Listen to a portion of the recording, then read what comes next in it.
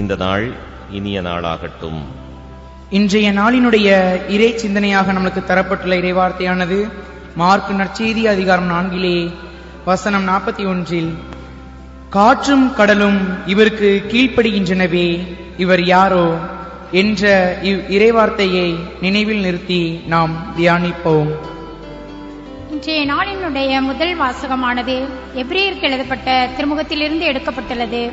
இதனை வாசிக்க நாம் கேட்போம்.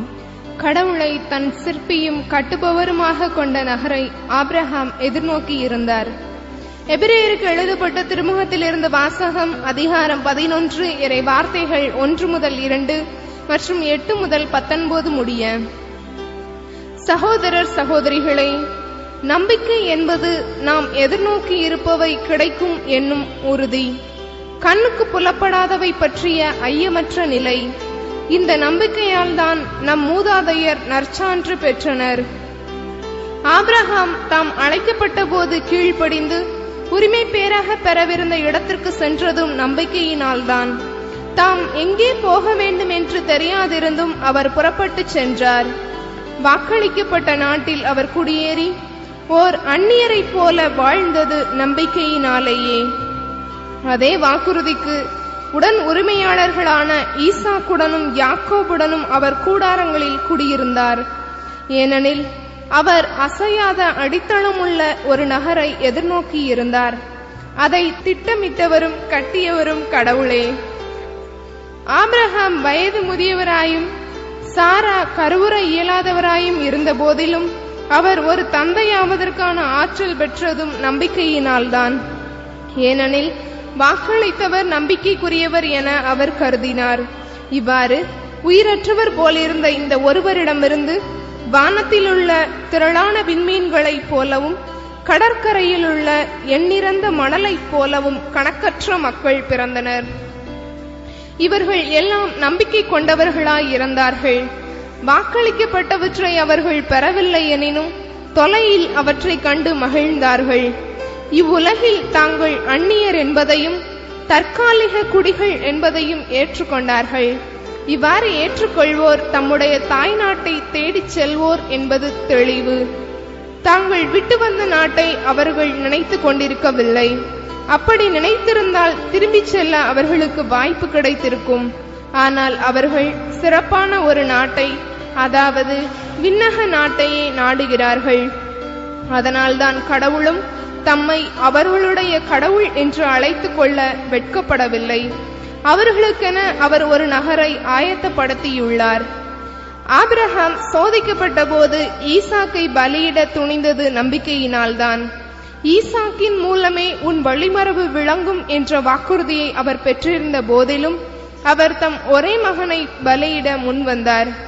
ஏனெனில் இறந்தோரை கடவுள் உயிரோடு எழுப்ப வல்லவர் என்பதை அவர் உணர்ந்திருந்தார். எனவே அவர் தம் மகனை மீண்டும் பெற்றுக்கொண்டார். பின்பு நடக்க இருந்ததற்கு இது ஓர் அறிகுறி. ஆண்டவரின் அருள்வாக்கு. இறைவனுக்கு நன்றி. லூக்கா நற்செய்தி அதிகாரம் 1. தம் மக்களை தேடி வந்து விடுவித்த ஆண்டவரை போற்றுவோம். தம் மக்களை தேடி வந்து விடுவித்த ஆண்டவரை போற்றுவோம். தம் மக்களை தேடி வந்து விடுவித்த ஆண்டவரை போற்றுவோம். தம் மக்களை தேடி வந்து விடுவித்த ஆண்டவரை போற்றுவோம். தம் தூய இறைவாக்கினர் வாயினால் தொடக்க முதல் அவர் மொழிந்தபடியே அவர் தம் ஊழியராகிய தாவீதின் குடும்பத்தில் வல்லமை உடைய மீட்பர் ஒருவர் நமக்காக தோன்ற செய்தார். தம் மக்களை தேடி வந்து விடுவித்த ஆண்டவரை போற்றுவோம். அல்லேலூயா, அல்லேலூயா. தம் ஒரே மகன் மீது நம்பிக்கை கொள்ளும் எவரும் அழியாமல் நிலைவாழ்வு பெறும் பொருட்டு அந்த மகனையே அளிக்கும் அளவுக்கு கடவுள் உலகின் மேல் அன்பு கூர்ந்தார். அல்லேலூயா, அல்லேலூயா. ஆண்டவர் உங்களோடு இருப்பாராக. உம் ஆன்மாவோடும் இருப்பாராக. தூய மார்க்கு எழுதிய நற்செய்தியிலிருந்து இறை சொற்கள். ஆண்டவரே, மாட்சி உமக்கே. மார்க்கு நற்செய்தி பிரிவு 4 இறை சொற்றொடர்கள் 35 தொடங்கி 41 முடிய. அன்றொரு நாள் மாலை நேரம் இயேசு சீடர்களை நோக்கி, அக்கரைக்கு செல்வோம் வாருங்கள் என்றார். அவர்கள் மக்கள் கூட்டத்தை அனுப்பிவிட்டு படகில் இருந்தவாறே அவரை கூட்டிச் சென்றார்கள். வேறு படகுகளும் அவருடன் சென்றன. அப்பொழுது ஒரு பெரும் புயல் அடித்தது. அலைகள் படகின் மேல் தொடர்ந்து மோத அது தண்ணீரால் நிரம்பிக் கொண்டிருந்தது. அவரோ படகின் பிற்பகுதியில் தலையணை வைத்து தூங்கிக் கொண்டிருந்தார். அவர்கள், போதகரே, சாகப் போகிறோமே, உமக்கு கவலை இல்லையா என்று சொல்லி அவரை எழுப்பினார்கள். அவர் விழித்தெழுந்து காற்றை கடிந்து கொண்டார். கடலை நோக்கி, இறையாதே, அமைதியாயிரு என்றார். காற்று அடங்கியது, மிகுந்த அமைதி உண்டாயிற்று. பின் அவர் அவர்களை நோக்கி, ஏன் அஞ்சுகிறீர்கள்? உங்களுக்கு இன்னும் நம்பிக்கை இல்லையா என்று கேட்டார். அவர்கள் பேரச்சம் கொண்டு, காற்றும் கடலும் இவருக்கு கீழ்ப்படுகின்றனவே, இவர் யாரோ என்று ஒருவரோடு ஒருவர் பேசிக்கொண்டார்கள். இது கிறிஸ்துவின் நற்செய்தி. கிறிஸ்துவே உமக்கு புகழ்.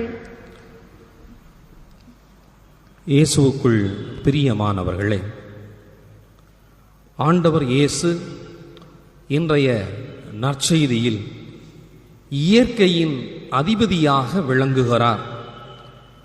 காற்றை, கடலை, புயலை ஆளுகிறவராக அவர் விளங்குகிறார் என்று நமக்கு அருமையாக எடுத்துச் சொல்லப்படுகிறது. பயந்து போயிருந்த சீடர்களுக்கு நடுவில் அயர்ந்து ஆண்டவர் இயேசு தூங்கிக் கொண்டிருக்கிறார். சீடர்கள் அவநம்பிக்கை உடையவர்களாக அங்கே பயந்து கலங்கி போய் நின்றார்கள்.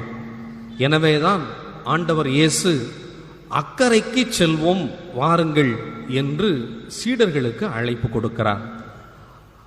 ஒவ்வொரு ஆற்று படுகைக்கும் ஒரு கரை மறு கரை என்று உண்டு.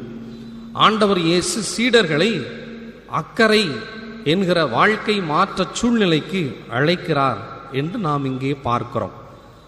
நம்பிக்கையில் இருக்கிற சீடர்களை நம்பிக்கையின் கரைக்கு அழைக்கிறார். பயத்தில் இருந்த, அச்சத்தில் இருந்த சீடர்களை நம்பிக்கை நிறைந்த வாழ்வுக்கு வாருங்கள் என்று அவர்களுக்கு அழைப்பு கொடுப்பதாகவே இன்றைய பகுதி இருக்கிறது.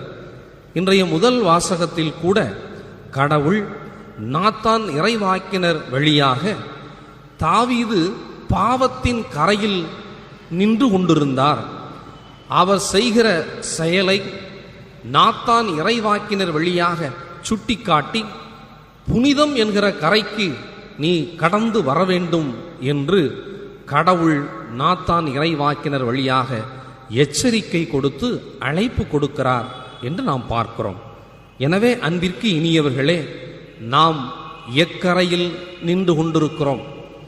பாவத்தின் கரையில் நின்றால் நாம் புனிதம் என்கிற அக்கறைக்கு கடந்து வர வேண்டும். அவநம்பிக்கை என்கிற கரையில் நின்று கொண்டிருந்தால் ஆண்டவர் இன்றைய நற்செய்தியில் சுட்டி காட்டுகிற நம்பிக்கை என்கிற கரைக்கு நாம் நடந்து வர வேண்டும். எனவே நம்முடைய கரை ஆண்டவர் நிற்கின்ற அக்கறையாக இருந்தால் நம் வாழ்வே நலமாகும், நிறைவாகும். அத்தகைய ஆண்டவரின் வார்த்தைக்கு ஏற்ப நம் வாழ்வை புதுப்பித்துக் கொள்வோம். இறைவனின் நிறைவான ஆசியை பெறுவோம். ஆமென்.